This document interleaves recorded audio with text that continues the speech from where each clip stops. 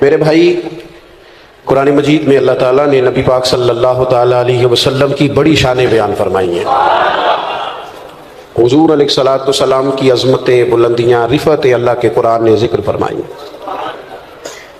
امت کو ان ساری عظمتوں سے آگاہ کرنے کا مطلب یہ ہے کہ نبی پاک کی عظمت امت کے دلوں میں بیٹھ جائے۔ جب کسی کو انسان بڑا عظیم جانتا ہے نا تو پھر اس کے طریقوں پر عمل کرتا ہے، پھر اس سے محبت ہو جاتی ہے۔ اللہ تعالیٰ نے اپنے محبوب کو جو علم عطا فرمایا وہ بھی عظیم ہے، جو معجزات عطا کیے وہ بھی عظیم ہے، اور جو اخلاقی بلندیاں عطا فرمائیں وہ بھی بڑی عظیم ہیں۔ فرمایا وَإِنَّكَ لَعَلَىٰ خُلُقٍ عَظِيمٍ، اے محبوب علیہ السلام، ہم نے آپ کو خلق عظیم کا مالک بنایا ہے۔ ہمارے یہاں لوگ یہ سمجھتے ہیں کہ اخلاق صرف میٹھا بولنے کا نام ہے۔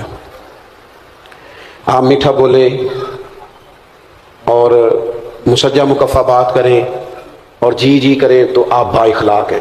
حالانکہ میٹھا تو بعض اوقات لوگ ٹریننگ کے طور پر بھی بولتے ہیں، ٹریننگ ہوتی ہے۔ آپ اداروں میں جائیں تو جو بڑے ادارے ہیں ان کے جو سیل مین ہوتے ہیں ان کی ٹریننگ ہوتی ہے کہ گاہک جو مرضی کرے تم نے کڑوا نہیں بولنا۔ آپ چلے جائیں بڑی دکان پر، آپ نے کہا مجھے کپڑے چاہیے، تو وہ سیل مین آپ کو سارے تھان کھول کے دکھا دیتا ہے۔ آپ نے کہا نہیں یار تیرے پاس وہ نہیں جو مجھے چاہیے، تو وہ کہتا ہے ٹھہرے کچھ پیچھے بھی پڑے، سارے اس نے کھول دیا۔ آپ نے کہا تجھے کہا تھا نا تیرے پاس وہ نہیں ہے جن کی مجھے ضرورت ہے، تو پھر بھی آپ کو ناراض نہیں کرتا، کڑوا نہیں بولتا، کہتا ہے جناب اگلے ہفتے آئیے گا، مال اور بھی آنا ہے۔ لیکن جب بندہ دکان سے نیچے اترا نا، نیچے، تو پھر پتا کیا اس نے کہا؟ کہنے لگا اس نے ایک جوڑا لینا ہے اور نخرے دیکھو کتنے ہیں۔ یہ با اخلاق نہیں۔ میری بات کی سمجھ آ رہی ہے؟ با اخلاق ہوتا تو یہ پشت کے پیچھے بھی وہی خیر کی بات کرتا ہے جو اس نے منہ پہ کی تھی۔ یہ با اخلاق نہیں، اس کی ٹریننگ ہے کہ اپنا کام نکلوانے کے لیے کسی کے ساتھ میٹھا۔ اصل آپ کسی بندے کے بارے میں اصل وہ ہوتی ہے جو اس کے پشت کے پیچھے آپ بات کرتے ہیں، منہ پر تو ساری تعریف کریں گے۔ تو بہت سارے لوگ میٹھا ٹریننگ کے، جہاز کا عملہ جو ہوتا ہے نا، جن کی ایئر لائنز بڑی عمدہ ہیں اور جن لوگوں نے کام کیا ہے تو ان کے عملے کی تنخواہیں بھی بہت ہیوی ہوتی ہیں، تو جو بندہ 15,000 کی ٹکٹ لے کے بھی کسی ڈومیسٹک فلائٹ میں بیٹھا ہے نا، تو وہ تلخ بات بھی کرے تو عملہ تلخ بات نہیں کرتا۔ یہ اخلاق نہیں، یہ ٹریننگ ہے کہ تم نے گاہک کو ناراض کیوں؟ اس لیے کہ ہم نے مال بیچنا ہے، سودا بیچنا ہے۔ تو یہ ٹریننگ ہے۔ ڈھیر سارے لوگ ٹریننگ کے طور پر میٹھا بولتے ہیں، اور کچھ لوگ مطلب نکالنے کے لیے بھی میٹھا بولتے ہیں کہ چلو کام پڑ گیا ہے تو ذرا میٹھا بولو۔ فقط میٹھا بولنا اخلاق نہیں، میٹھا بولنا بھی ایک جز ہے اخلاق کا، پر صرف میٹھا بولنا اخلاق نہیں، سچ بولنا اخلاق ہے۔ واقعے کے مطابق بات کرنا اخلاق ہے۔ گفتگو کرنا تو ترازو عدل کے ساتھ، اپنے علاوہ بھی کسی کی خوبی مان لینا، یہ بھی اخلاق ہے۔ جو اچھا ہو اسے اچھا کہنا، چاہے وہ ہمارا حمایتی ہو یا مخالف ہو۔ اگر وہ خیر والا ہے تو پھر جرت ہو یہ کہنے کی کہ بندہ ٹھیک ہے۔ یہ اخلاق ہے۔ آپ کا صبر اخلاق ہے، شکر اخلاق ہے، جو اللہ نے دیا ہے اس پر گزارا کرنا، قناعت پسند ہونا، یہ اخلاق ہے۔ حرص سے، ہوس سے، لالچ سے، طمع سے اپنے آپ کو بچا کے رکھنا، یہ اخلاق ہے۔ عادات کا سورنا اخلاق ہے، نرا 2 4 5 باتوں کا نام اخلاق نہیں۔ میں نے کئی دفعہ کہا ہے، پھر کہتا ہوں، اللہ کا فضل ہے، میں نے بھی پگڑی باندھی ہے، خدا نے توفیق دی ہے شروع میں، بالکل اس کو ایک دفعہ بھی داڑھی کو کٹوانے کی ضرورت ہی نہیں پڑی، شروع سے ہی اللہ نے توفیق دے دی، شروع سے ہی رکھی ہے۔ لیکن سنت شریعت کو صرف آپ پگڑی داڑھی میں باندھ نہیں کر سکتے کہ میں نے داڑھی رکھ لیا، پگڑی باندھ لیا تو کل دین پہ عمل ہو گیا۔ یہ سنت کی بڑے درجے ہیں، یہ اعلیٰ درجے، اس کی بڑی زیادہ اہمیت ہے، ہم بھی روز اس کی تبلیغ کرتے ہیں۔ لیکن نبی پاک علیہ السلام کی جو سنت اور حضور کی جو ادا سب سے پہلے لوگوں کے سامنے آئی تھی، وہ تو صادق اور امین ہونا ہے۔ وہ تو صادق اور امین ہونا ہے، جس سنت کا لوگوں کو سب سے پہلے پتہ چلا تھا کہ سچ بولتے ہیں، دیانتداری کا مظاہرہ کرتے ہیں۔ میرے عزیز، آپ کا لب و لہجہ، آپ کا انداز، آپ کا لین دین، ہمارے اس خطے میں نا بر صغیر پاک و ہند کا مزاج خانقاہی ہے، طبعاً مزاج ہی خانقاہی۔ بہت سارے علاقوں کا مزاج خانقاہی ہے، بہت سارے علاقوں کا۔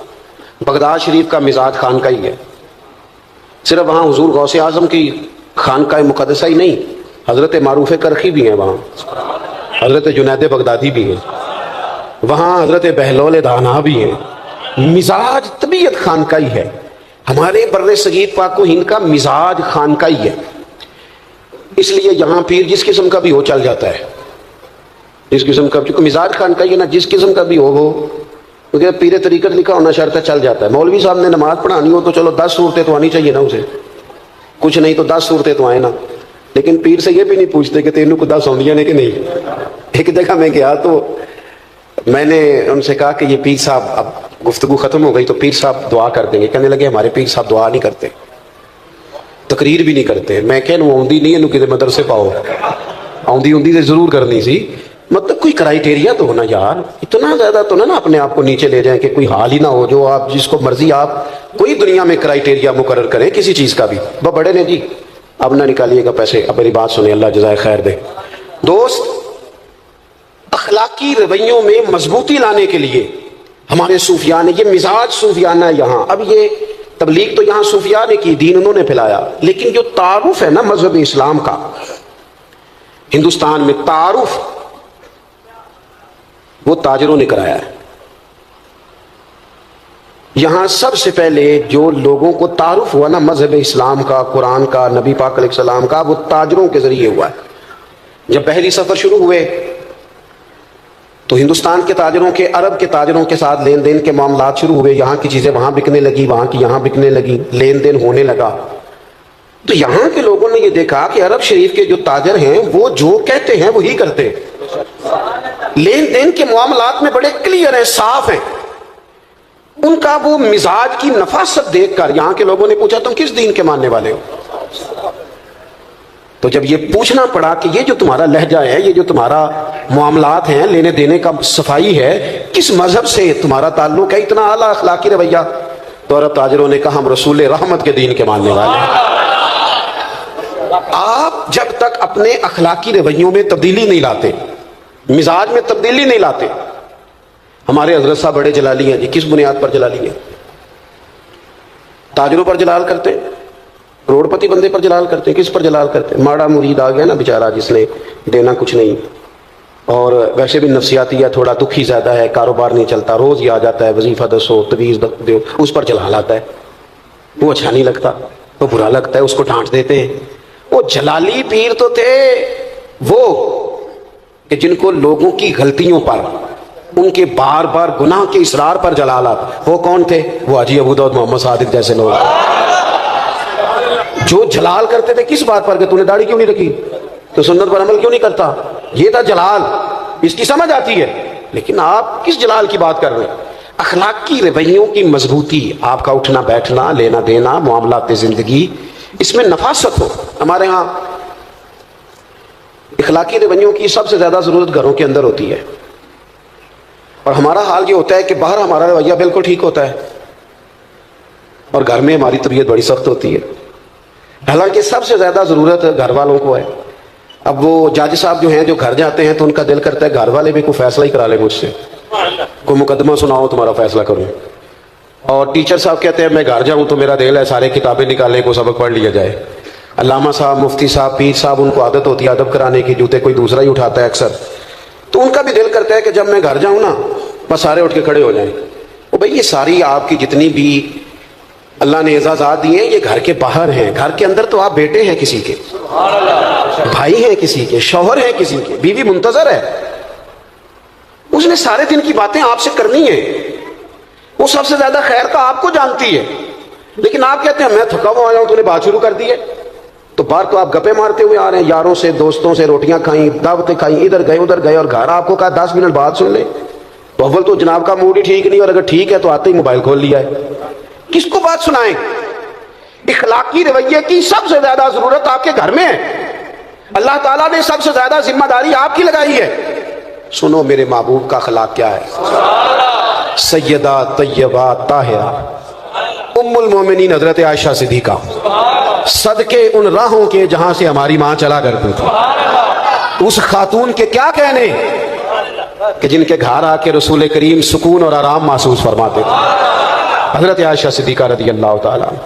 حضرت عائشہ صدیقہ کہتی ہیں ایک دن حضور مجھ سے فرمانے لگے، ضروری نہیں کہ کوئی بندہ باقاعدہ شکایت کرے، آپ لب و لہجے سے تو بھی سمجھے نا، آپ انداز سے بھی سمجھے نا کہ بات کہاں پہنچ گئی ہے۔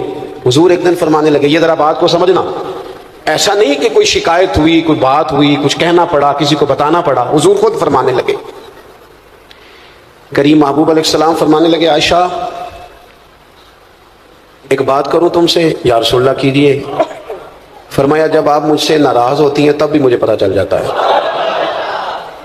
اور جب آپ راضی ہوتی ہیں پھر بھی پتہ چل جاتا ہے، مجھے پتہ چل جاتا ہے. حضرت عائشہ صدیقہ کہتی ہیں میں تو چاقو چوبند ہو گئی، آنکھیں کھل گئی. حضور یہ کیا بات ہوئی، کیسے؟ حضور فرمانے لگے بتاؤں پھر؟ عرض کی یا رسول اللہ میں اور آپ سے ناراض، بتاؤں پھر؟ یا رسول اللہ بتائیے. تو ذرا یہ بات سمجھنا، اگر آپ یہ ایک بات سمجھ گئے تو ہمارے یہاں جمع ہونے کا مسئلہ حل ہو، مقصد حل ہو گیا. حضور فرمایا یار ضروری ہے کہ کوئی احتجاج ہی کرے تو بات سنی جائے؟ اپنے ارد گرد والوں کے جذبات کا بھی تو خیال رکھو نا، وہ کیا سوچتے ہیں کس دکھ میں. ضروری ہے کہ بہت رو کے ہی بتایا جائے تو ہم مسئلہ حل کریں. کریم محبوب فرمانے لگے عائشہ سنو، کبھی کبھی قسم اٹھاتی ہو؟ یا رسول اللہ اٹھاتی ہوں. فرمایا جب خوش ہوتی ہو نا، مجھ سے راضی ہوتی ہو، تو پھر کہتی ہو مجھے محمد عربی صلی اللہ علیہ وسلم کے رب کی قسم. اور جب تمہارے دل میں کوئی بات ہوتی ہے تو پھر کہتی ہو مجھے حضرت ابراہیم خلیل کے رب کی قسم. سیدہ طیبہ طاہرہ حضرت عائشہ کہتی ہیں میری کیفیت یہ بنی کہ میں لبوں سے ہنس رہی تھی اور آنکھوں سے رو رہی تھی.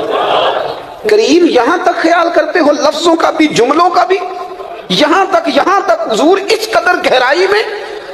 حضور اتنا ایک باری میری آنکھیاں چوں اونا نے اترو پونجے سن، ہن تے چسکا پہ گیا رونے دا تے ہر ویلے یا ہوزاری دا.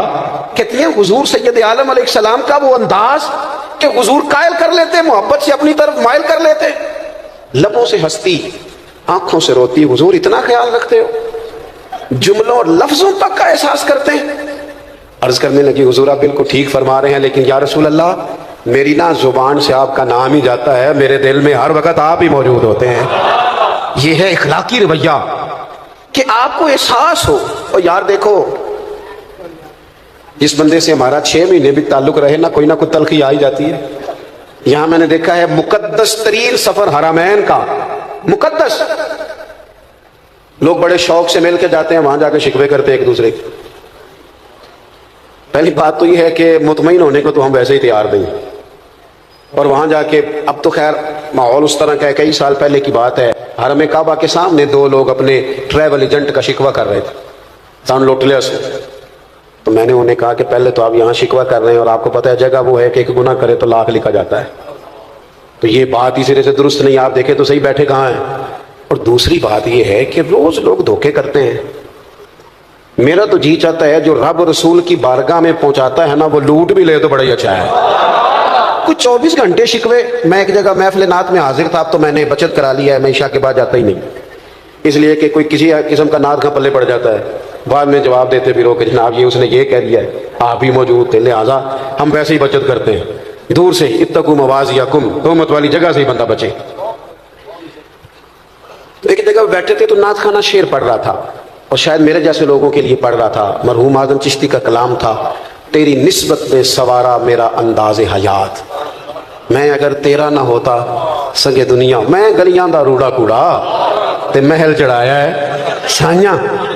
تو ذرا بات بن گئی، کچھ سخت لوگوں کی آنکھوں میں بھی آنسو آ گئے. تو میں نے ساتھ والے سے کہا کہ لیکن میں بھی کرتا رہتا ہوں کہ یار آپ لوگ کیوں پہلے ڈیمانڈ کرتے ہیں، کیوں پیسے طے کرتے ہیں، یہ غلط بات ہے، کیوں آپ یہ چیزیں. لیکن میں آپ سے عرض کروں بیچنے والے اتنے مجرم نہیں جتنے خریدنے والے مجرم ہیں. یہ تو ماحول ان لوگوں نے بنایا جو پہلے ریٹ لگاتے ہیں، پہلے ان کو پیسے دیتے ہیں پھر شکوے کرتے ہیں. کیوں آپ ریٹ بناتے ہیں، کیوں کہانیاں بناتے ہیں، پہلے سارا کچھ کرتے ہو پھر کہتے ہو بگڑ گئے. تو ان کو ذرا دل کو بات لگی تو میں نے ساتھ بیٹھے ہوئے شخص سے کہا یار آج بڑا سونا پڑا ہے، اس نے مزہ آ گیا ہے. وہ فوراً کہنے لگا کہ میں 40,000 لے آ دے. یہ ہنسنے کی بات نہیں، رونے کی ہے. میں نے اسے کہا یار کو ہر وقت شکوہ ضروری ہے، کیوں دیا تم نے؟ کسی اور مفت والے کو بلا لیتے، محلے کے بچوں کو نعت نہیں آتی ان سے سن لیتے، پہلے دیتے ہو پھر شکوے کرتے ہو. اور میں نے کہا سن پھر آج اس نے نا میرے کریم رسول کا ذکر کیا ہے، اور اتنا سونا کیا ہے کہ دل کے جذبات آنسو بن کے ٹپک آئے ہیں.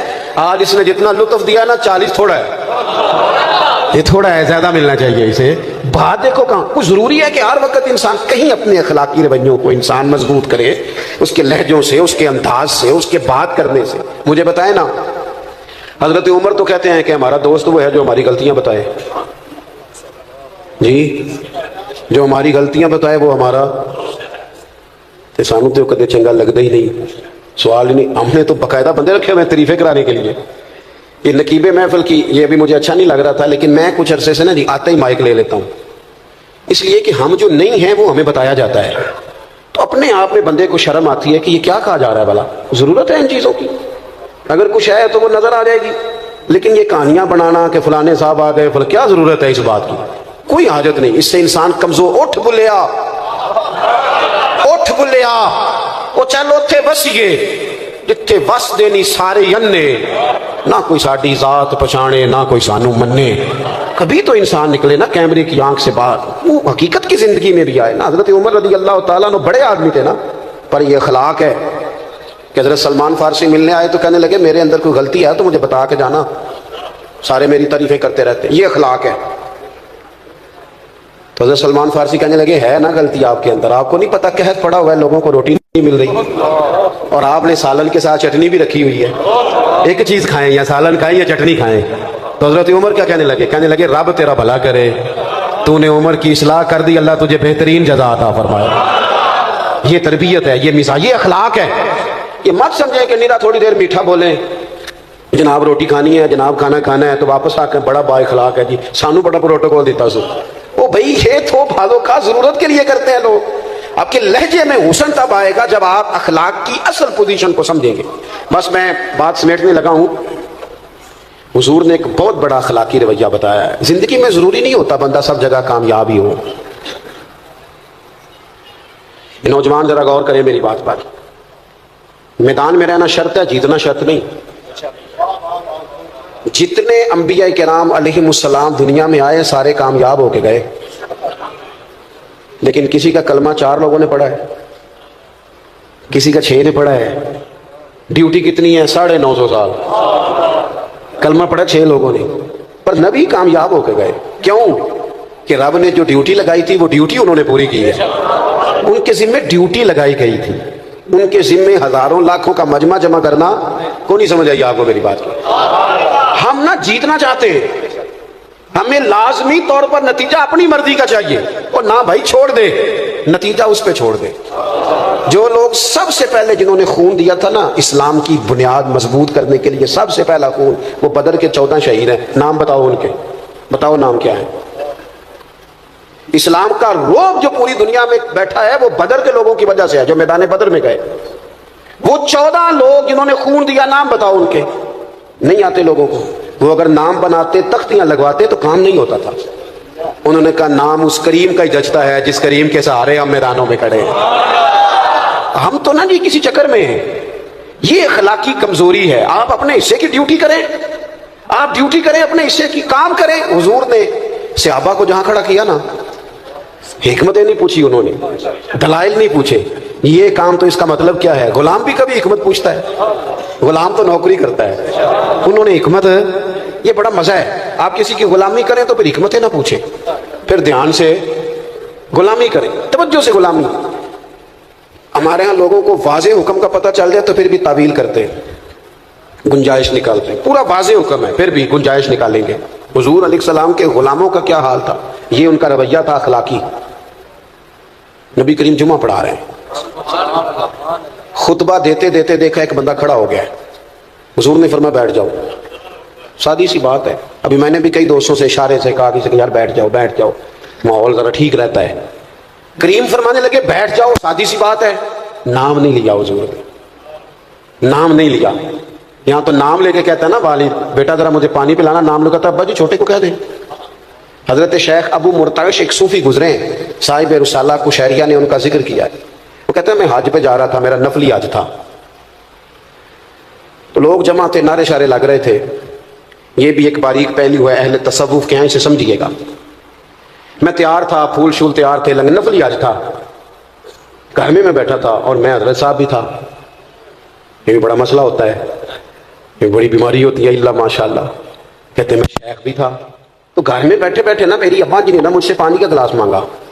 اب حج آج کل کا نہیں، حج عمرہ آج کل کے حج سے بھی لوگ بڑے پریشان ہوتے ہیں، کہتے ہیں جی دیکھو جی بڑا تھک گئے. حالانکہ گھر سے گاڑی میں بیٹھتے ہیں، ایئرپورٹ پہ صاف ستھرے کپڑوں میں، جہاز میں کھانا ملتا ہے، وہاں نیچے اترتے ہیں تو پھر گاڑی کھڑی ہے، لیکن آپ پوچھ لیں ٹینشن بڑی ہے، پریشانی بڑی ہے، پتہ نہیں کس بات کی ہے، اللہ جانے کیا ہے۔ اس وقت حج کیا تھا، 6 مہینے کا پیدل رستہ، خود کھانا ساتھ لے کے جانا ہے، پکا کے کھانا ہے، خیمہ ساتھ ہے، جہاں رات آئے گی لگا کے سونا ہے، لیکن لوگ جاتے تھے۔ شیخ ابو مرتش کہتے ہیں مشکل ترین حج، میری تیاری، نعرے لگ رہے ہیں اور پھول آ رہے ہیں اور حالات اور ہیں، گھر میں بیٹھا تھا، کل پرسوں میں نے حج پہ جانا ہے، میری اماں جی مجھ سے کہنے لگی پتر ذرا پانی کا گلاس تو دینا، تو میرے اندر سے آواز آئی کہ میں مثلاً عجیب ہی ہوں اور میں شیخ بھی ہوں، تو پانی تو چھوٹا بھائی بھی دے سکتا ہے۔ کہتے میں چھوٹے بھائی سے کہا امی جی کو پانی دینا، پانی لے آیا، تو فوراً میرے دل نے مجھ سے کہا شیخ سینکڑوں میل کا پیدل حج تیرے لیے آسان ہے اور ماں کو پانی دینا تیرے لیے مشکل ہے، سچ بتا یہ حج اللہ کی رضا کے لیے کر رہا ہے یا حاجی کروانے کے لیے کر رہا ہے؟ ماں کی خدمت پر چونکہ پھول نہیں برسنے، نعرے نہیں لگنے، لوگوں نے لمبی چوڑی باتیں نہیں کرنی، اس لیے تیرے لیے مشکل ہو رہا ہے۔ فرمانے لگے میں نے اس حج کا ارادہ ترک کیا اور میں نے ماں سے کہا ماں پہلے پورا سال تیری ڈیوٹی کروں گا، پھر تو دعا دے گی تو اگلے سال حج کرنے جاؤں گا۔ بھلے شاہ تو آسمانی اڑدیاں پڑھنا ہے، آج جڑا کر بیٹھا انہوں تو پڑھیا ہی نہیں۔ نبی پاک علیہ السلام نے کہا یہ اخلاقی رویہ اس کو سمجھے۔ ہم نا موٹی موٹی چیزوں کو نا جی وہ بنا کے نا تو دل کو مطمئن کر لیتے ہیں کہ میں بالکل ٹھیک ہو گیا ہوں، بالکل میں تو جناب آخری درجہ ہے میری تربیت کا۔ حضور علیہ السلام نے نا کہا بیٹھ جاؤ، اب ایک صحابی سے کہا تھا وہ بیٹھ گئے، لیکن چونکہ مطلق فرمایا کسی کا نام نہیں لیا تو ایک صحابی مسجد کے اس کونے میں تھے، ان کے کانوں میں آواز گئی تو وہیں بیٹھ گئے، ایک اس کونے میں تھے ان کے کان میں آواز گئی تو وہ وہیں سننا۔ یہ وہ لوگ ہیں جنہوں نے دنیا کو بدل کے رکھ دیا۔ یہ کوئی ایسے لوگ نہیں کہ بالکل سیدھے سادھے آپ جو کہیں گے، ایسا نہیں، یہ معاملہ فہم ہے، بصیرت والے ہیں، دنیا کو بدلنے والے ہیں، لیکن انہوں نے اپنے شعور سے یہ طے کر لیا تھا کیا بلا کہ جو کریم کہیں گے ہم نے وہی کرنا ہے، یہ طے کر لیا تھا۔ یہ ہوتا ہے اخلاقی رویہ کہ آپ سمجھدار ہوں تو فیصلے سیانے کریں۔ ایک صحابی بنو غنم میں تھے، ابھی ان کے کانوں میں آواز گئی بیٹھ جاؤ، وہیں بیٹھ گئے۔ نماز مکمل ہوئی تو کریم فرمانے لگے آپ کہاں تھے؟ حضور وہ آپ کی آواز آئی تھی بیٹھ جاؤ تو میں وہیں بیٹھ گیا، آپ کہاں تھے؟ یا رسول اللہ بنو غنم میں کانوں میں آواز گئی، آپ کہاں تھے؟ حضور فلانے کونے میں۔ تو کریم فرمانے لگے نہ آپ سے کہا، نہ آپ سے کہا، نہ آپ سے کہا، میں نے تو ان سے کہا تھا۔ ادب ہے، خاموشی ہے، سناٹا ہے، غلامی کا لطف ہے، ذائقہ ہے۔ سانو نہ قید سجن دا گہنا ہے۔ کسی کو ہاتھ کھڑی لگی ہوئی تھی تو کسی نے پوچھ لیا کہ یہ کیا ہے؟ وہ کہنے لگا یہ سانو قید سجن دا گہنا ہے، تو وہ جینج رکھے اونج رہنا ہے، یہ اس کے نام کا نا گہنا پہنا ہے، اور جیسے رکھے گا ویسے۔ حضور نے فرمایا کہاں تھے یا رسول اللہ؟ وہ آپ کی آواز آئی۔ فرمایا نہ آپ سے کہا، نہ آپ سے کہا، میں نے تو ان سے کہا تھا۔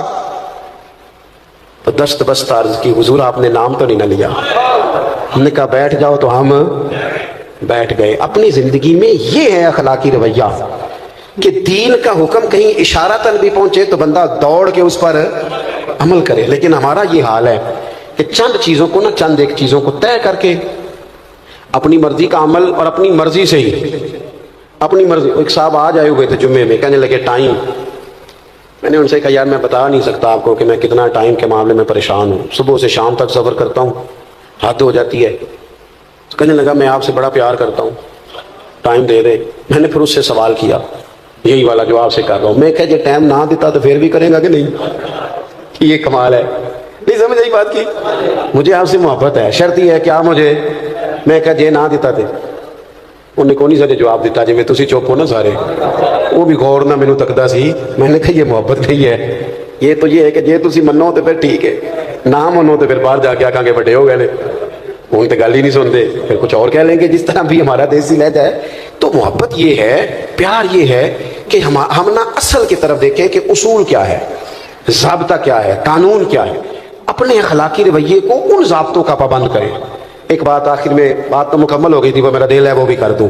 حضور نے ایک رویہ اور بھی سکھایا ہے اور باقاعدہ بیعت لی حضور نے صحابہ سے۔ حضرت حکیم بن حزام کہتے ہیں حضور نے فرمایا میری بیعت کرو۔ عرض کی حضور کس بات پر؟ اسلام پر تو ہم بیعت کر چکے ہیں۔ تو حضور نے فرمایا بیعت کرو کہ تم کسی دنیا دار کے سامنے ہاتھ نہیں پھیلاؤ گے۔ تھوڑا سا نا جو رب نے دیا اس پر جینا سیکھے۔ بس کوئی بندہ آپ किसी करोड़पति आदमी की तरफ भी कभी उम्मीद लगाएंगे तो चंद हजार के बाद भी बात करेगा।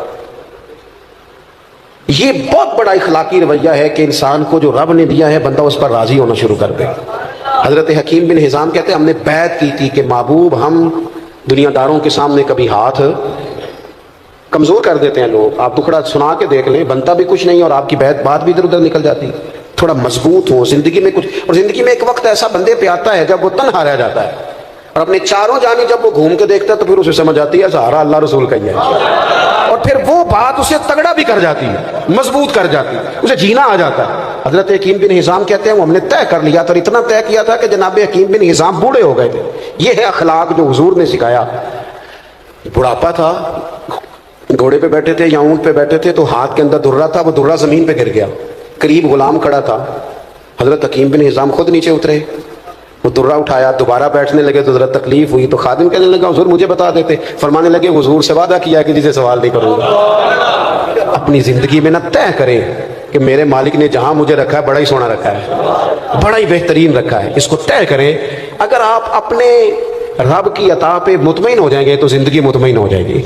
ये बेहतरीन अखलाक है कि इंसान अपनी जिम्मेदारी, हमें दूसरों का सारा पता होता है कि वो काम सही नहीं कर रहे, यार ये तो आपसे हिसाब ही नहीं होना, आपसे तो आपका हिसाब होना है कि जो आपकी जिम्मेदारी है वो आप ठीक पूरी कर रहे हैं। आप अपनी ड्यूटी को मजबूत करें बजाय इसके कि इधर उधर देखा जाए।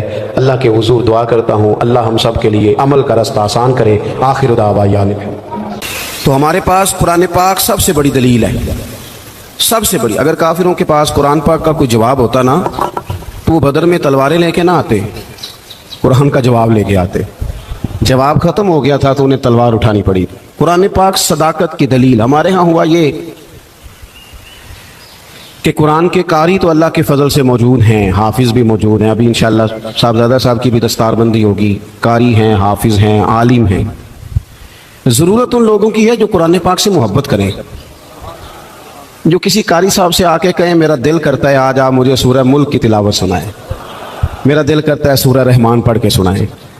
बड़ी अच्छी बात है, महफिलों में रुके आते हैं, बड़ी अच्छी बात है, सोहनी बात है। लोग फरमाइश करते हैं फलानी नात पढ़ो, लेकिन चलो कोई एक रुका आ जाए कि जनाब सूरह यासीन पढ़ो, कभी आ जाए, दिल करता है कभी आ जाए। आया नहीं वैसे अभी तक, कभी आया नहीं। आना चाहिए कि नहीं आना चाहिए? अच्छा एक और मसला है, नकीब खतीब नात खां मेरी तरह जो बंदा भी स्टेज पे आएगा वो आकेगा सारा कुरान हुजूर की तारीफ है, यही कहते हैं सारे ते सुनांदे शेर ने। भाई सारा कुरान बकौल तेरे हुजूर की तारीफ है तो पढ़ना चाह रहा है, फिर वो आए तो एक भी नहीं सुना रहा सारा कुरान। बल्कि अब तो अल्लाह खैर करे, मैं तो स्टेज पे परेशान हो जाता हूँ जब नकीबे महफिल को दौड़ धूप करता है ना बहुत ज़्यादा, भाग के उधर चले गए, भाग के इधर चले गए, माइक निकाल लिया, कहते परा परा हो जो मैं जुमला देने लगा। तो कई दफ़ा पूछने को दिल करता है तो जुमला देने लगा कि बम चलाने लगे, बात कर जो करनी है, और ये जो बात तूने इतना जोर लगा के की वो बड़े आराम से भी हो सकती थी। तो ये मिजाज नहीं संजीदा लोगों का, संजीदगी ये फिक्र हुसन होता है ज़िंदगी का। मेरी बात की समझ आ रही है? और ये स्टेज वालों की गलती नहीं होती। हम जो सुनने सुनाने वाले हैं ना, मेरी हमेशा ये राय रही है कि नात पढ़ना भी बड़ा कमाल है लेकिन असल तो सुनना कमाल है। इसलिए कि नात सहाबा पढ़ते थे और मदीने वाले महबूब सुना करते थे। तो जब समातें ज़्यादा मौसर होंगी, मुहज़्ज़ब होंगी, तो इंशाअल्लाह सुनने वाले भी उसी तरतीब से चीज़ों को मुरतब करेंगे। आम दाम बरसरे मतलब कुरान पाक हमारे पास दलील, और कुरान पाक में सचमुच हर चीज़ का हल मौजूद है।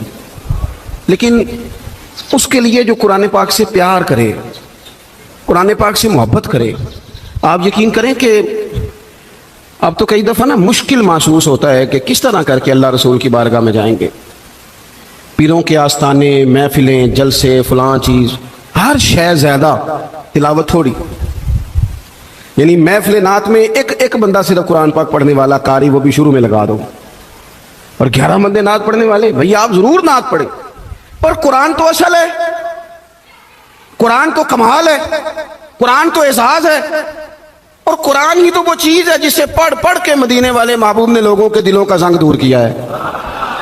आप बगैर कुरान के कैसे इनकलाब बर्पा करेंगे? और अब बहुत सारे लोग हैं, वो आजकल एक जमात चली है ना जो कहती है सहाबा के सबसे बड़े मुहिब हम हैं। फिर एक और निकली है जो कहते हैं कि हमें ज़्यादा समझ आई है, इमाम हसन से भी ज़्यादा समझदार हैं, उन्हें ज़्यादा समझ आई है। और खुदा के बंदो, मेरे रसूल पाक की हर निस्बत اگر حضور کی اولاد کی بات ہو تو میرے امام کہتے ہیں تیری نسل پاک میں ہے بچہ بچہ نور کا، ایک ایک بچہ حسن والا۔ اور کس بندے میں جرت ہے، اتنی طاقت رکھتا ہے کہ وہ یہ عقیدہ پھیلائے کہ نبی پاک کا کوئی صحابی ٹھیک نہیں؟ تجھے کس نے یہ اجازت دی ہے؟ اپنے قد کے مطابق بات کرنی چاہیے۔ یہ حضور کے صحابہ ہیں، حضرت ابو بکر صدیق سے لے کر سیدنا امیر معاویہ تک۔ حضور کا ہر صحابی آنکھوں کی ٹھنڈک ہونی چاہیے، تبھی عقیدہ حسین رہتا ہے۔ یہ جو کمزوریاں دکھائی جا رہی ہیں یہ صرف کتاب و سنت سے، یعنی لوگ شعروں کے زور پر عقیدے تگڑے کرنا چاہتے ہیں۔ شعر ہم سے زیادہ کون پڑھے گا؟ ہمیں تو بیماری ہے شعروں کی۔ میں سمجھتا ہوں اچھا شعر تو اچھے ادب کی علامت ہوتا ہے، لیکن شعر شعر ہے، عقیدہ نہیں۔ عقیدہ قرآن و حدیث ہے، عقیدہ کتاب و سنت ہے۔ میری بات کی سمجھ آ رہی ہے آپ حضرات کو؟ آپ شعر پڑھ کے عقیدے کوئی مضبوط کریں گے؟ شعر وہ جو عقیدے کی تائید میں ہو۔ عقیدے کی اعلیٰ حضرت نے درجنوں آیات لکھی، حدیثیں لکھی، اور اس کے بعد شعر لکھا کہ تو زندہ ہے واللہ، تو زندہ ہے واللہ، تو یہ تائید میں ہے۔ بہرحال اس طرف جانا نہیں چاہتا، تو اصل ہمارے پاس قرآن پاک، قرآن کہتا ہے ذالک الکتاب لا ریب فیہ، تمہیں وہ شانوں والی کتاب دی ہے جس میں شک کی گنجائش ہی کوئی نہیں، کوئی شک ہی نہیں، بے عیب لا ریب۔ قرآن مجید اپنی ایک الگ تازگی رکھتا ہے، ایک الگ حسن رکھتا ہے، وقار رکھتا ہے۔ اور حضور نے پتہ کیا فرمایا؟ مولا علی راوی ہیں حدیث کے، محبوب نے فرمایا میرا قرآن کبھی پرانا نہیں ہوگا، اسے جب بھی پڑھو گے نا، جتنی دفعہ بھی پڑھو گے نا، جس رنگ میں بھی پڑھو گے نا، جس ٹائم بھی پڑھو گے نا، تمہیں نئی تازگی عطا کرے گا۔ اللہ نے توفیق دی ہے، کئی دفعہ گزرے ہیں، قرآن مجید کے ترجمے اور تفسیر کو دیکھا ہے، لیکن آج بھی جب دوبارہ پڑھتے ہیں نا کسی تفسیر کو، تو ایک ہی آیت نئے نئے معنی دینا شروع کر دیتی ہے، نئے نئے مفاہیم، نیا نیا حسن، نئی نئی جاذبیت۔ قرآن پاک پڑھیں، قرآن پاک سے دلچسپی پیدا کریں، قرآن مجید کے ترجمے کو سمجھیں، قرآن مجید کی تفاسیر کو دیکھیں، اپنی دلچسپیاں قرآن پاک کے ساتھ مضبوط کریں۔ صحابہ کیا کرتے تھے؟ حضرت سیدنا ابو موسیٰ اشعری رضی اللہ تعالیٰ عنہ قرآن مجید بڑا سونا پڑھتے تھے۔ ہر بندہ ہر کام نہیں نہ کر سکتا۔ حضرت عمر فاروق، علم کا یہ حال ہے کہ حضور فرماتے ہیں میں نے خواب دیکھی ہے، خواب میں دودھ پی رہا تھا اور اتنا دودھ میں نے پیا کہ میرے ناخنوں میں بھی سفیدی آ گئی۔ فرمایا پھر جو بچ گیا میں نے خواب میں عمر کو دے دیا۔ یا رسول اللہ اس کا معنی کیا ہے؟ فرمایا اس کا معنی علم ہے۔ اللہ تعالیٰ نے حضرت عمر کو حضور کے علم کی خیرات عطا کی، اتنے بڑے عالم ہیں، لیکن حضرت عمر بڑے کھلے دل سے کہتے تھے بھئی قرآن ابی بن کعب سونا پڑھتے ہیں، لہذا تراویحاں یہی پڑھائیں گے۔ وہ تراویح کی امامت کرتے تھے۔ ہر بندے میں ہر خوبی نہیں ہوتی، اور کسی کی خوبی کو تسلیم کرنا یہ بہت بڑے انصاف کی بات ہے۔ حضرت ابو موسیٰ اشعری قرآن پاک سنا پڑھتے تھے، تو کبھی ملاقات ہوتی تو حضرت عمر کہتے ابو موسیٰ یار ذرا مجھے میرے رب کی یاد تو دلا دے۔ تو وہ کہتے حضور آپ کو کوئی رب بھولا ہوا ہے؟ فرمایا ذرا یاد تو دلا۔ پھر وہ قرآن پاک پڑھتے، اور جب وہ قرآن پاک پڑھتے تو حضرت عمر روتے۔ قرآن مجید کے ساتھ اپنی دلچسپیاں، اپنا مزاج۔ مفسرین نے لکھا ہے کہ صحابہ جب ایک دوسرے سے ملتے تھے نا تو السلام علیکم کے بعد سورہ عصر کی تلاوت کرتے تھے۔ وہ کہتے تھے کہ اس کے اندر اللہ تبارک و تعالیٰ نے دین اسلام کی چیزوں کو، بنیاد اور اساس کو جمع کر دیا، اپنا ذوق قرآن پاک کے ساتھ۔ دیکھیں یورپ میں تھوڑے دن پہلے میں ایک آرٹیکل دیکھ رہا تھا، اب لڑکے اور لڑکی کو شادی سے پہلے باقاعدہ کورسز کرائے جاتے ہیں، موٹیویشنل اسپیکر کے پاس لے جایا جاتا ہے، کیونکہ وہاں مزاج ہے اکیلے رہنے کا، تنہا رہنے کا، تو شادیاں زیادہ چلتی نہیں، کسی کو برداشت نہیں کرتے۔ وہ کہتے ہیں پہلے انہیں کورس کرا لو 2-3 ہفتے کا، انہیں سکھا لو کسی کو برداشت کیسے کرنا ہے۔ ویسے آج کل ہمارے یہاں بھی برداشت کوئی زیادہ کوئی نہیں، ہمارے بچے بھی جب سے موبائل آیا ہے نا وہ بھی کوئی کونے ڈھونڈتے ہیں، چلو بچے انو کیا کرنا ہے، سیانے بھی آندے نے بھائی نہ ہی کوئی کام دسو سانو، سمجھدار ترین بندے۔ کئی دفعہ کہتے ہیں بٹیاں دی خواہش ہے جی پیر صاحب ایک فوٹو کھینچنی، میں کہ بچیاں دی نا تسی تے سائڈ تے ہو نا بچوں، آپ کدھر آ گئے بیچ میں؟ تو بچوں کی خواہش ہے، یعنی وہ جو خاص رغبت ہم نے موبائل سے پیدا کر لی، تو پھر بندہ تنہائی پسند ہوتا ہے، کسی کے ساتھ وقت نہیں گزار سکتا، مشکلات ہوتی۔ اب کتابیں لکھی جاتی ہیں زوجین کے حقوق پر، لیکچر دیے جاتے ہیں۔ میں کہتا ہوں ساری دنیا کے ماہر نفسیات اکٹھے کرو اور سارے لیکچر ایک جگہ پہ، اور قرآن مجید کا ایک جملہ ایک جگہ پہ، ہن لباس لکم وانتم لباس لہن۔ اللہ فرماتے ہیں مرد عورت کا لباس ہے، عورت مرد کا لباس۔ یہ آپ لے لیں، آپ نکال لیں، جتنے لوگ بھی ہیومن رائٹس پہ بات کرتے ہیں، جتنے لوگ بھی آپ کو زوجین کے مسائل سکھاتے ہیں، جتنے بھی، یہ ایک جملہ کہ مرد عورت کا لباس ہے، عورت، اس سے بڑی بات مل نہیں سکتی آپ کو۔ تین باتیں مفسرین نے لکھی، زیادہ لکھی ہیں، میں تین عرض کرتا ہوں۔ وہ کہتے ہیں ایک تو بات یہ ہے کہ بندہ جتنا مرضی بھی سونا ہونا، لباس نہ ہونا پہنا ہوا تو بدصورت لگتا ہے۔ لباس شخصیت کا آئینہ دار ہے۔ وہی بندہ دیکھیں نا، میں کسی کی بات نہیں کرتا، میں پرسنل ذاتی طور پہ محسوس کرتا ہوں کہ میں ننگے سر بیٹھا ہوں نا، خالی ننگے سر، تو مجھے کئی دفعہ بچے بھی کہہ دیتے ہیں کہ بابا ٹوپی کدھر ہے؟ اور اگر آپ ٹوپی پر امامہ رکھتے ہوں، آپ کا احساس اور ہے۔ لباس سے انسان حسین ہوتا ہے، بغیر لباس کے نہ مہذب ہوتا ہے، نہ حسین ہوتا ہے، نہ شائستہ ہوتا ہے۔ اللہ نے کہا کہ تنہا تنہا زندگی کیسے گزارو گے؟ مرد عورت کا لباس ہے، عورت مرد کا لباس ہے۔ یہ ازدواجی زندگی تمہیں سجائے گی، تمہارے ہاں اولاد ہوگی، تمہارے رشتے بڑھیں گے، سسرال کے میکے کے رشتوں میں وسعت آئے۔ پھر دوسری بات مفسرین نے لکھی، مرد عورت کا لباس ہے۔ عورت آپ کو سردیوں میں بھی لباس کی ضرورت ہوتی ہے اور گرمیوں میں بھی لباس کی ضرورت ہوتی ہے۔ یعنی اگر آپ شدید گرمی میں بھی باہر نکلیں گے تو کوئی آپ سے کہے گا او کپڑا رکھ لے بھائی سر تے۔ اس کا مطلب ہے لباس گرمی سے بھی بچاتا ہے اور سردی میں تو پھر ضرورت ہے ہی۔ تو یہ جو میاں بیوی ہوتے ہیں نا، یہ بھی ایک دوسرے کو دکھوں سکھوں سے بچاتے ہیں۔ یہ بھی گہرائی میں آپ اتر کے دیکھیں تو یہ ڈھارس بندھاتے ہیں ایک دوسرے کے لیے، یہ آسانی کا باعث بنتے ہیں۔ اور تیسری بات، جسم کے اوپر جتنے بھی داغ دھبے ہوں نا، لباس سے چھپ جاتے ہیں۔ سارے عیب لباس چھپا دیتا ہے۔ میرے رب نے کہا عورت تیرا لباس ہے، تو عورت کا لباس ہے، وہ تیرے پردے رکھ لے گی تو اس کے پردے رکھ لے گا، چھپ جائیں۔ تو آپ قرآن مجید کو پڑھیں گے، یہ میں نے صرف گھر کا ایک ذاتی مسئلہ جس کی ہر ایک کو ضرورت ہے وہ قرآن پاک سے آپ کی خدمت میں عرض کیا۔ آپ قرآن پاک کو پڑھیں، قرآن مجید کی تلاوت کریں۔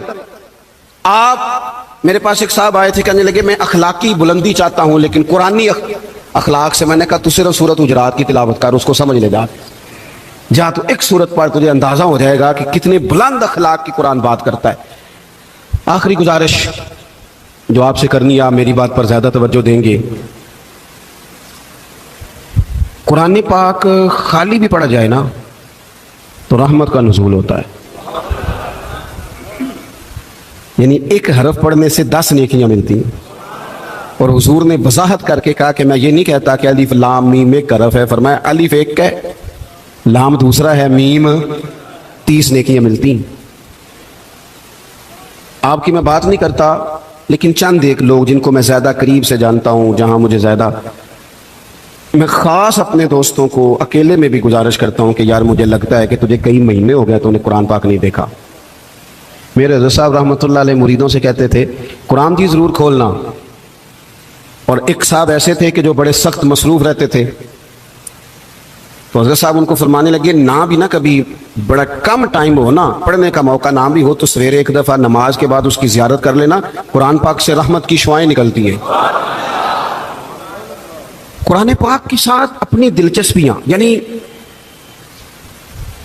سویرے سویرے نا میری والدہ، آپ کو پتہ ہے دیہاتوں میں سب نے بھینسیں رکھی ہوتی تھی، تو اماں جی یعنی وہ سویرے اٹھ کے دودھ رڑک کے اور پھر وہ جب مصلی بچھاتی تھی، تب میں سمجھتا تھا کہ یہ تکلفات ہیں، چونکہ جب بندہ پڑھ دیتا ہے نا پھر اسے گنجائشوں کا بھی پتہ چل جاتا ہے۔ میں سمجھتا تھا یہ تکلفات ہیں کہ وہ پہلے کپڑا بچھاتی، مصلی بچھاتی، پھر پیالے میں پانی لا کے پاس رکھتی، پھر وہ جناب اس پہ پڑھنا شروع کرتی، پھر وہ ریل، اور پھر ریل کے یہ جو حافظ ہوتے ہیں نا ہمارے، یہ پھر زیادہ نہیں چومتے قرآن پاک کو، ان کے پاس ہوتا ہے نا ہر وقت، لیکن وہ پرانے بندے وہ شنیل کا غلاف، پھر اسے کھولنا، پھر اسے چومنا، پھر سینے سے لگانا، یہ ساری چیزیں ان کے پیش نظر رہتی۔ اماں جی نا وہ نماز پڑھ کے قرآن پاک کے کوئی 2-1 رکوع پڑھ کے پھر آواز دیتی، تو تسی اجے بھی ستے ہو، میں دودھ بھی رڑک لیا، نماز بھی پڑھ لی، سبق بھی پڑھ لیا، اٹھ جاؤ نا اب تو ٹائم تھوڑا رہ گیا نماز کا۔ یہ آپ یقین کریں، میرے سے بزرگ ناراض نہ ہو جائیں، لیکن بچوں کو نماز کی تقریر نہ سناؤ کہ پتر نماز پڑھنی چاہیے، نہ تقریر نہ سناؤ، تقریریں باہر چلتی ہیں، گھر میں نہیں چلتی، گھر میں عمل چلتا ہے۔ بچوں کے سامنے نماز پڑھو، بچوں کے سامنے قرآن پاک پڑھو، اپنی اولاد کو عادی کرو کتاب و سنت کا۔ سارا دن گپیں، سارا دن باتیں، گھر میں بھی تبصرے، ٹیلی فون پہ گپ شپ، اس نے تو نفسیاتی کمزوری پیدا کر دی ہے قوم میں۔ اپنے گھر کے اندر چلن پیدا کریں قرآن پاک، قرآن پاک سے پیار ہو۔ وہ ایک دفعہ نا یہ ضلع شیخوپورہ کے کسی گاؤں میں ایک آڑتی تھا، یہ منڈی میں آڑت، پرانی بات ہے پاکستان بننے سے پہلے کی، وہ سادہ سا بندہ تھا, داڑھی رکھی تھی, 5 وقت نماز پڑھتا تھا, تو فوت ہو گیا, عادت کرتا تھا تو اس کی قبر سے خوشبو آنے لگ گئی. کہ کدی کسی پیر دی قبر چوندی تو پھر کوئی منڈیا نے بٹت کرنی سی پیراں دیاں نے, پھر تو کمال ہو جانا. اللہ خیر فرمائے, اللہ ماشاءاللہ, پھر کوئی کہانی کوئی کرامت ادھر ادھر سے جوڑ جاڑ کے بھی لوگ بنا لیتے. لیکن وہ سادہ آدمی تھا, قبر سے خوشبو آنے لگ گئی, شور پڑ گیا, لوگ جمع ہو گئے. بندے نا آہستہ آہستہ وہ عدت ختم ہوئی تو اس کی خاتون سے کہنے لگے کہ مثلا وہ انگوٹھا چھاپ بندہ تھا, سائن بھی نہیں کرنے آتے, قبر سے خوشبو, آخر کوئی تو عمل ہوگا. کہنے لگی اسے نا قرآن پاک سے بڑا پیار تھا, پڑھا ہوا نہیں تھا, تو ہر روز وضو کر کے نا دن میں 2 وقت قرآن پاک کھولتا اور پھر اس پہ لائنوں پہ انگلیاں رکھ کے چلاتا, رو کے کہتا مالکا غلطی ہو گئی ہے, میں نے پڑھنا چاہیے سی. اللہ تو جو بھی آکھے ہے سچی آکھے ہے, تیرا کلام بڑا سچا ہے, مالک تو بڑا کریم ہے, تو میرے واسطے خیر دیاں گلاں کی. کہتے وہ قرآن پاک سے بڑا پیار کرتا تھا, بیماری تندرستی سفر حضر قرآن سے بڑا پیار کیا. لوگ سمجھ گئے یہی تو وجہ ہے کہ قبر کی مٹی سے بھی خوشبو آ رہی ہے. اچھا, میں بعض جگہوں پہ مجھے زندگی میں ایسے بھی تجربات ہوئے کہ یار یہ اللہ کی کتاب ہے. میں جہاز میں بیٹھا تھا تو موبائل پہ میں نے قرآن شریف کھول لیا, میں نے کہا چلو اتنی دیر کی فلائٹ ہے کچھ پڑھتے ہیں. تو ایک میرے دل میں بدگمانی آئی, کبھی کبھی پگڑی دالی والا بندہ میری طرح اللہ معاف کرے سمجھ لیتا ہے نا نیک بھی میں ہی ہوں, یہ بھی کبھی کبھی بدگمانی آ جاتی ہے. تو میں وہ تلاوت کر رہا تھا تو میرے دل میں خیال آیا یار دیکھو سارے لوگ کانوں میں ٹوٹیاں لگائی ہیں, گپیں لگا رہے ہیں, قرآن پاک پڑھ لینا چاہیے تھا. تو ایک نوجوان, اس نے نا بال پیچھے یہاں ربڑ ڈالی ہوئی, عورتوں کی طرح, پینٹ شرٹ بڑی ڈاڑھی, اور بڑا جدید فیشن کا اس کا سٹائل. تو میرے ساتھ جو سیٹیں تھیں ان پہ وہ بیٹھ گیا اور پھر اس نے فائلوں کے اندر سے سورت یاسین نکال دی, اور جب اس کو میں نے تلاوت کرتے دیکھا نا تو میں نے دل میں معافی بھی مانگی اللہ سے. اور میرے دل میں یہ بھی خیال آیا کہ یہ اللہ کا قرآن ہے, مولوی وہ قاری صاحب حافظ صاحب وہ فلان صاحب اپنے جیسے لوگوں سے, نیک لوگوں کی بات نہیں کر رہا. وہ تو نہ پڑھے تو کیا سمجھتا ہے, کوئی پڑھتا ہی نہیں. یہ تو اللہ کا قرآن ہے, یہ پڑھا جاتا تھا, پڑھا جاتا ہے, اور قیامت کے بعد بھی پڑھا جاتا رہے گا. پتہ نہیں اللہ نے, یعنی اگر میں آپ نہیں پڑھیں گے تو یہ محتاج نہیں, کس کس سے رب پڑھوا رہا ہے, کون کون پڑھ رہا ہے, کس طرح لوگ پڑھ رہے ہیں. تو قرآن پاک سے محبت کریں. آج زور کے بعد پڑھ لیں گے 2 4 آیتیں. چلو میں کدوں آکھے ہاتھ کھڑے کرو, یہ قسم چکو تسی نیت بھی نہیں پہ کر دے, تھوڑا سا پڑھ لیں گے انشاءاللہ تعالی. اچھا 2 3 دن میرے کہنے پہ پڑھیں آپ, 2 3 دن صرف, لمبا نہیں. میرا یہ تجربہ